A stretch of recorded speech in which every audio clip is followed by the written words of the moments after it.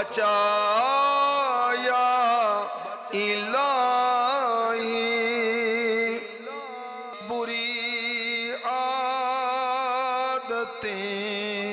بھی چھوڑا یا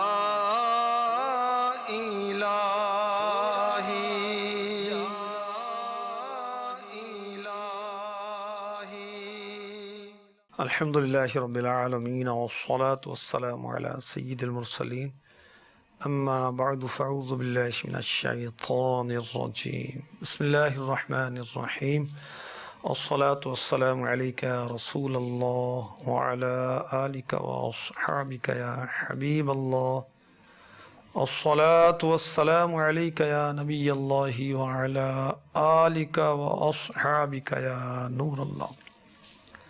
ہمارے پیارے نبی مکی مدنی رسول ہاشمی نبی امی صلی اللہ علیہ وسلم نے فرمایا، اے لوگو، بے شک تم میں سے بروز قیامت کی دہشتوں حساب کتاب سے جلد نجات پانے والا وہ شخص ہوگا جس نے دنیا میں مجھ پر کثرت سے درود پاک پڑھا ہوگا۔ قیامت کی پریشانیاں بہت ہوں گی، زمین تانبے کی ہوگی، سورج 1.25 میل پر آ گیا ہوگا، اس کا چہرہ ہوگا اور شدید گرمی ہوگی، جسم پر کپڑا نہیں ہوگا، برے اعمال یاد آ رہے ہوں گے، جنت میں داخلے سے روک دیا گیا ہوگا، جہنم کا خوف ہوگا، اور نام اعمال تولے جائیں گے، میزان قائم کیا جائے گا، نیکیاں دائیں پلڑے میں ہوں گی، بدیاں بائیں پلڑے میں ہوں گی، کوئی کسی کے کام نہیں آئے گا اللہ کہ اللہ جس کو اجازت دے۔ ایسے میں وہاں کی دہشت حساب کتاب سے وہ مسلمان، وہ عاشق رسول جلد نجات پائے گا جس نے دنیا میں اللہ کے حبیب صلی اللہ علیہ وسلم پر کثرت درود کی سعادت حاصل کی ہوگی۔ سبحان اللہ۔ حشر کی تیرگی سیاہی میں، حشر کی تیرگی سیاہی میں، نور ہے شمع پر ضیاء ہے درود۔ مولانا کفایت اللہ کافی بہت بڑے شاعر تھے، بہت بڑے عاشق رسول، بہت بڑے عالم تھے۔ ان کے کلام کو اعلیٰ حضرت نے بھی پسند فرمایا۔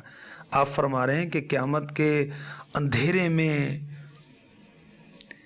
جو نور ہے نا، جلتی ہوئی شمع، وہ ہے درود۔ اور مزید فرماتے ہیں، چھوڑیو مت درود کو کافی، راہ جنت کا رہنما ہے درود، راہ جنت کا رہنما ہے درود۔ صلو علی الحبیب صلی اللہ تعالی علی محمد۔ گناہوں کے عذابات کے آج کے سلسلے میں جادو کے گناہ کے متعلق ہم سنیں گے۔ شروع میں اس کے احکام، اس کے عذابات، اس گناہ میں مبتلا ہونے کے اسباب کیا ہیں، اور اگر کوئی اس گناہ سے چھٹکارا پانا چاہتا ہے، بچنا چاہتا ہے، وہ کیا کرے۔ انشاءاللہ الرحمن یہ بھی آج کے سلسلے میں عرض کیا جائے گا۔ پہلے یہ سن لیں کہ جادو کی ڈیفینیشن کیا ہے، جادو کہتے کسے ہیں، جادو کیا ہوتا ہے۔ کوئی شریر اور بدکار اور برے کام کرنے والا شخص کسی مخصوص عمل کے ذریعے عادت کے خلاف، پریکٹس کے خلاف، اگر روٹین کے خلاف کوئی کام کرتا ہے، اسے جادو کہتے ہیں۔ اب جادو کے احکام کیا ہیں، یہ تو تعریف ہوئی۔ جادو ہو جاتا ہے، اس کی تاثیر بھی ہو جاتی ہے، اور اللہ تعالیٰ نے جادو میں تاثیر رکھی ہے، اور جادو کا ثبوت جو ہے قرآن سے بھی ہے۔ جہاں اللہ تعالیٰ نے ہاروت و ماروت کا تذکرہ کیا، وہاں بھی ہے، یہ 2 فرشتے تھے۔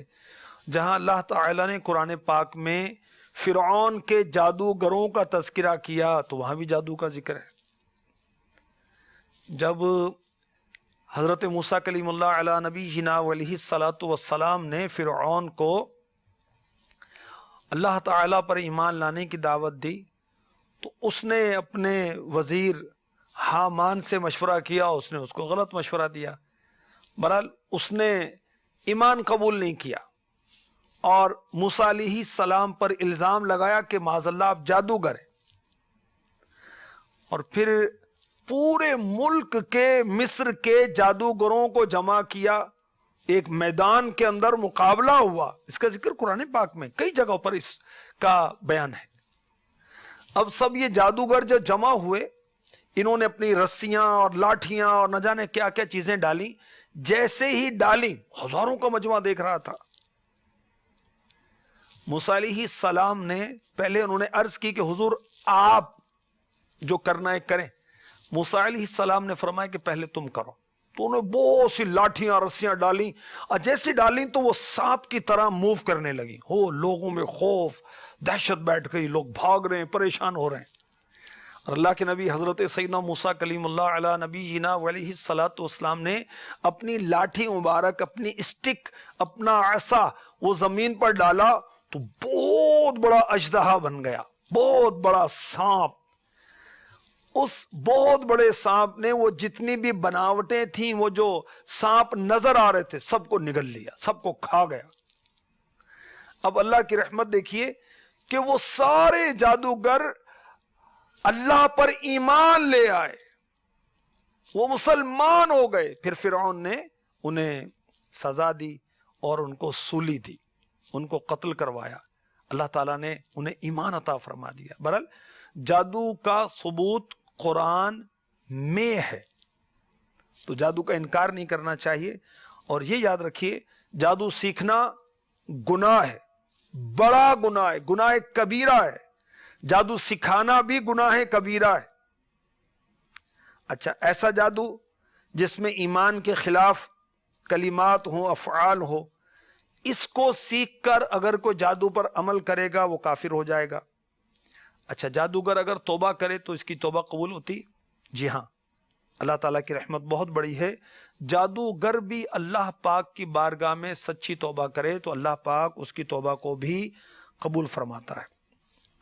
قرآن پاک میں جادو کی مذمت اللہ تعالیٰ نے سورہ بقرہ کی آیت نمبر 102 میں فرمائی۔ ارشاد ہوتا ہے وَلَكِنَّ الشَّيَاطِينَ كَفَرُوا يُعَلِّمُونَ النَّاسَ السِّحْرَ۔ ہاں، شیطان کافر ہوئے لوگوں کو جادو سکھاتے ہیں، اور شیطان مردود انسانوں کو جادو سکھانے کی غرض سے انہیں شرک میں مبتلا کرتا ہے۔ اللہ تبارک و تعالیٰ نے ہاروت و ماروت جو فرشتے تھے دو، ان کے بارے میں پارہ 1 سورہ بقرہ کی آیت نمبر 102 میں بیان کیا۔ تو جادو ہو جاتا ہے، اس کی تاثیر بھی ہو جاتی ہے، اس کا اثر بھی ہوتا ہے۔ ہاروت و ماروت جو تھے یہ اللہ کے فرشتے تھے، اور فرشتے گناہوں سے معصوم ہیں۔ ان کے بارے میں بہت عجیب و غریب باتیں مشہور ہیں، تو حق یہ ہے کہ یہ اللہ کی طرف سے بھیجے گئے تھے، اور لوگ ان سے جادو سیکھتے تھے، یہ سکھاتے تھے، مگر یہ پہلے کلیئر کر دیتے تھے کہ ہم تمہاری آزمائش کے لیے آئے، تم جادو نہ سیکھو۔ تو سورہ بقرہ کی آیت نمبر 102 میں اس کا ذکر ہے۔ تو جو جادو سیکھتا ہے وہ حرام کام کرتا ہے، جہنم میں لے جانے والا کام کرتا ہے، اور جادو کے کفر ہونے کی صورتیں بھی ہیں۔ اچھا، جادو کے عذابات کیا ہیں اگر کوئی اس گناہ میں مبتلا ہوتا ہے؟ گناہ کیا ہوتا ہے؟ اللہ کی نافرمانی، رسول کی نافرمانی، اس کو گناہ کہتے ہیں۔ اللہ تعالیٰ نے کسی کام کا حکم دیا بندہ نہ کرے، وہ گناہ گار کہلاتا ہے۔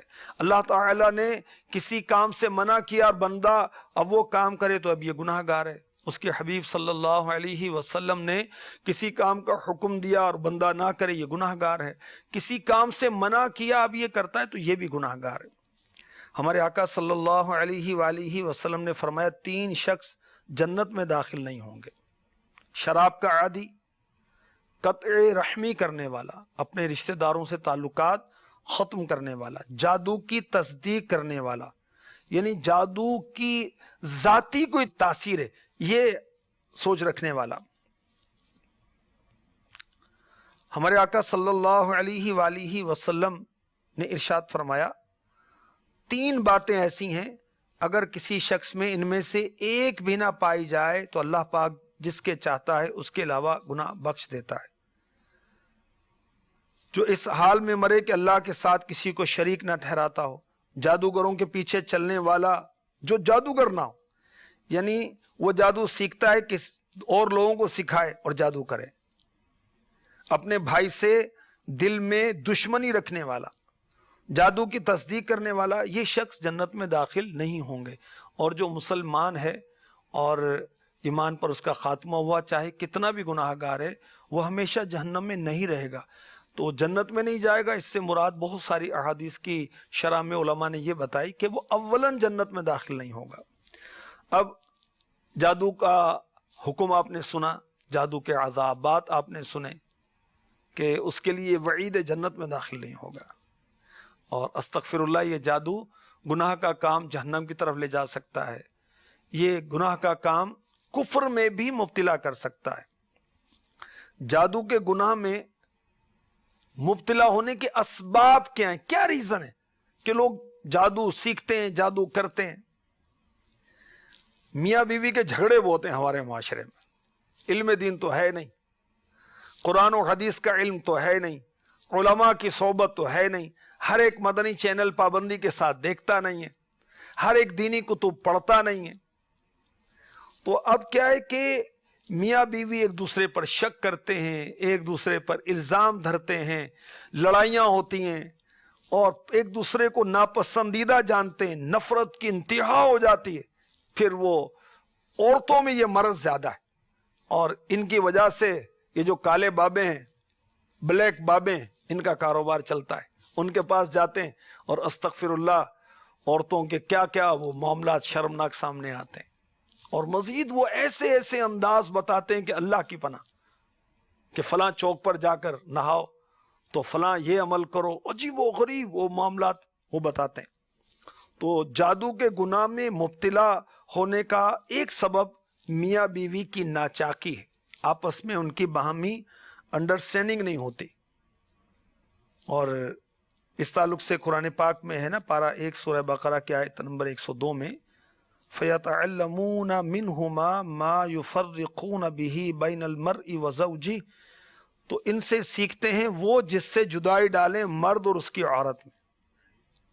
اسی طرح جب کسی کو مالی طور پر مستحکم دیکھتے ہیں، ایک پروفیشنل جیلیسی کہ مارکیٹ کے اندر اس کی دکان بہت چلتی ہے، اس کا آئٹم بڑا چلتا ہے، اس سے لوگ کاروبار کرنا پسند کرتے ہیں، اس کی سیل زیادہ ہے، اس کے کسٹمر زیادہ ہیں، تو استغفر اللہ. اب دوسرا جو اس سے جیلس ہوتا ہے، جو حسد کرتا ہے، وہ اس پر جادو کرواتا ہے اور کوشش کرتا ہے کہ اس کی سیل کم ہو جائے، ختم ہو جائے، اس سے غلطیاں ہو جائیں اور اس کی وہ جو کاروباری پوزیشن ہے وہ نہ رہے. اور استغفر اللہ اس میں بسا اوقات بھائی تک مبتلا ہو جاتے ہیں، اللہ کی پناہ، ایک دوسرے پر جادو اور کیا کیا دھندے کرواتے ہیں. اچھا، تو مالی طور پر کسی کو وہ نہ مستحکم کرنا ہے کہ وہ مضبوط نہ ہو، اس کو نقصان پہنچے. اب اس میں بعض لوگ شکایت بھی کرتے ہیں کہ اچانک پتہ نہیں چلا زیورات گم ہو گئے، جویلری پتہ نہیں کہاں چلے گئی، میرے رقم پتہ نہیں کہاں چلے گئی، کاروبار میں بندش ہو گئی، پریشانی بہت ہے. تو شیطان جادوگر اس کے چیلے کی کارستانی. اور اس میں یہ مبتلا ہونے کا سبب کیا ہے؟ جادو کے گناہ میں بعض لوگ جیلیسی کی بنا پر، حسد کی بنا پر، کاروباری معاملات کی بنا پر مبتلا ہو جاتے ہیں. اسی طرح ساس بہو کے جھگڑے بھی، ساس نے بہو کو نیچا دکھانا ہے، بہو نے ساس کو نیچے دکھانا ہے، تو اس بنا پر وہ الٹے سیدھے لوگوں سے رابطے کر کے اس طرح کے معاملات کرتے ہیں کہ اس کو نقصان پہنچے ایک دوسرے کو. بالخصوص ماں چاہتی کہ بیٹا میری ہاں میں ہاں ملائے، چاہے وہ خلاف شرع بات میں کہوں، مگر بیٹا چاہے میں کہوں کہ اس کی اپنی گھر والی کی پٹائی کر، مار اس کو، ظلم کر اس پر، استغفر اللہ، وہ چاہتی کہ میری ہر بات میرا بیٹا مانے، تو وہ جادوؤں کے چکر میں پڑ جاتی. اس طرح بہو چاہتی کہ ساس جو ہے اس کو میں نیچے لگا لوں، تو وہ بھی جو دینی ماحول سے دور ہوتے ہیں ان کا ابتلا اس طرح عام طور پر زیادہ ہوتا ہے۔ دل میں بغض و کینہ آ جاتا ہے کسی کے بارے میں تو بھی جادو کے گناہ میں آدمی مبتلا ہو جاتا ہے۔ اسی طرح گھریلو ناچاکیاں ہوتی ہیں، اس بنا پر ایک دوسرے کو زیر کرنے کے لیے، نیچا دکھانے کے لیے بھی جادو کا سہارا لیا جاتا ہے۔ اس طرح جادو کے گناہ میں مبتلا کرتی ہے شہوت پرستی، گندی خواہش۔ اب فلمیں ڈرامے دیکھ رہے ہیں اور لڑکے لڑکیاں آپس میں رابطے کر رہے ہیں، اکٹھے تعلیم حاصل کر رہے ہیں، ملاقاتیں کر رہے ہیں، پھر وہ غلط جذبات شیطان کی طرف سے ابھرتے ہیں، نفس کی طرف سے ابھرتے ہیں، پھر ایسے معاملات ہوتے ہیں کہ وہ جادو کا سہارا بھی لیتے ہیں۔ وہ عاملین کے پاس پہنچ جاتے ہیں جنہوں نے کاروبار بنا رکھا ہے اس کا، تعویذ گنڈے اور ناجائز تعویذ۔ جو جائز تعویذ ہیں وہ جائز ہیں، جو ناجائز ہیں وہ ناجائز ہیں۔ اچھا، لالچ ہوتی ہے، حرص ہوتی ہے، اس بنا پر بھی لوگ جادو کے گناہ میں مبتلا ہو جاتے ہیں۔ اچھا، کسی کو پریشان کرنے کے لیے، خوف زدہ کرنے کے لیے بھی لوگ جادو کے گناہ میں مبتلا ہو جاتے ہیں۔ پارہ 16 سورہ طٰہٰ کی آیت نمبر 66، 67، 68، 66، 67، 68، اس کے اندر جو بیان کیا گیا وہی موسیٰ علیہ السلام کے مقابلے میں جب جادوگر آئے تو انہوں نے رسیاں ڈالی، لاٹھیاں ڈالی، تو اب لوگ خوف زدہ ہو گئے۔ تو جادوگروں کا مقصد ہوتا ہے خوف زدہ کرنا۔ اب وہ کسی کو پریشرائز کرنا چاہتا ہے، ڈرانا چاہتا ہے۔ گھر میں اچانک آگ لگ گئی، گھر میں پتہ چلا کہ خون کے چھینٹے آ رہے ہیں، بعض کو لگتا ہے کہ وہ کپڑے کٹ گئے، عجیب غریب معاملات ہوتے ہیں، بال کٹ جاتے ہیں عورتوں کے، اس طرح کے بھی معاملات ہوتے ہیں۔ یہ کیا ہے کہ حریف جو ہے دوسرے کو خوف زدہ کرتا ہے۔ تو اس وجہ سے بھی اس جادو کے گناہ میں، جو کہ حرام اور جہنم میں لے جانے والا کام ہے، لوگ مبتلا ہو جاتے ہیں۔ اچھا، اب جادو کے گناہ سے بچنے کے لیے کیا کیا جائے؟ تو پہلے عرض کی، اگر کوئی جادو کے گناہ میں مبتلا ہو گیا، توبہ کرے تو اللہ تعالیٰ اس کی توبہ کو قبول فرماتا ہے۔ اللہ تعالیٰ اپنے بندوں پر مہربان ہے۔ تو اگر کوئی چاہتا ہے کہ جادو سے جان چھڑائے تو اس کے انجام پر غور کرے کہ اس میں اللہ کی ناراضی ہے، اور اگر استغفر اللہ ایسے افعال اور ایسے اس کے اندر معاملات ہیں کہ جو کفر کی طرف لے جانے والے ہیں تو کفر میں بھی جا سکتا ہے، ایمان بھی برباد ہو سکتا ہے۔ اچھا، بعض جادو میں مبتلا ہوتے ہیں، وہ دل میں کینہ آ جاتا ہے، کسی کے معاملات میں کوئی لڑائی جھگڑا ہو جاتا ہے تو معاف کرنا اختیار کریں، جادو کے چکر میں نہ پڑیں۔ گھر کے اندر اگر ہم مدنی انوائرمنٹ بنائیں، مدنی ماحول بنائیں، سنت کے مطابق ماحول بنائیں، گھریلو ناچاکیوں کا خاتمہ ہو، گھر امن کا گہوارہ ہو، تو جادو اور دیگر یہ چکر بازیاں ختم ہو۔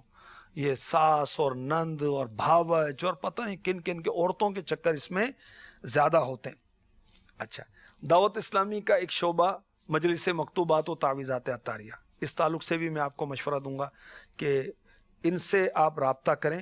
الحمدللہ اس شعبے کے ذریعے سے دعوت اسلامی والے اسلامی بھائیوں میں بھی اسلامی بہنوں میں بھی فری آف کاسٹ تعویذ دیتے ہیں، پاکیزہ تعویذ، جائز تعویذ، وہ قرآنی تعویذ، احادیث کے الفاظ والے تعویذ، بزرگوں سے ثابت جو معاملات ہیں اس کے تعویذ، وہ اچھے پاکیزہ کلمات والے جائز تعویذ مجلس مکتوبات و تعویذات عطاریہ کے ذریعے دیے جاتے ہیں، وہ حاصل کریں اور جادو اور ان معاملات سے چھٹکارا حاصل کریں۔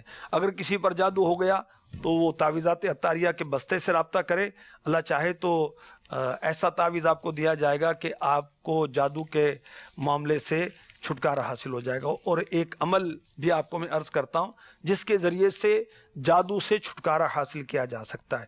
جس پر جادو ہو وہ شخص بیری کا جو درخت ہے اس کے 7 سبز پتے لے، 2 پتھروں کے درمیان اس کو کوٹ لے، پیس لے، پھر پانی میں ملا کر آیت الکرسی شریف پڑھے اور 4 قل پڑھے، قل یا ایھا الکافرون، قل هو اللہ احد، قل اعوذ برب الفلق، قل اعوذ برب الناس، یہ 4 قل پڑھ کر دم کرے۔ پھر مگر پڑھنا درست ہے، قرآن درست پڑھیں گے تو اس کے فوائد اور برکات حاصل ہوں گی نا۔ پھر یہ پانی جو ہے اس سے 3 گھونٹ پیے اور باقی پانی سے غسل کر لے، تو اللہ چاہے گا تو اس سے ہر بیماری دور ہو جائے گی۔ خاص طور پر یہ عمل اس کے لیے فائدہ مند ہے، عام طور پر تو سب کے لیے فائدہ مند ہے، خاص طور پر اس کے لیے فائدہ مند ہے جس پر کسی نے جادو کر دیا اور جادو کے ذریعے اسے بیوی سے روک دیا گیا ہو، تو اس کے لیے یہ عمل بہت زیادہ مفید ہے۔ اللہ تبارک و تعالی ہمیں گناہوں سے بچائے اور نیک بنائے۔ گناہوں کی عادت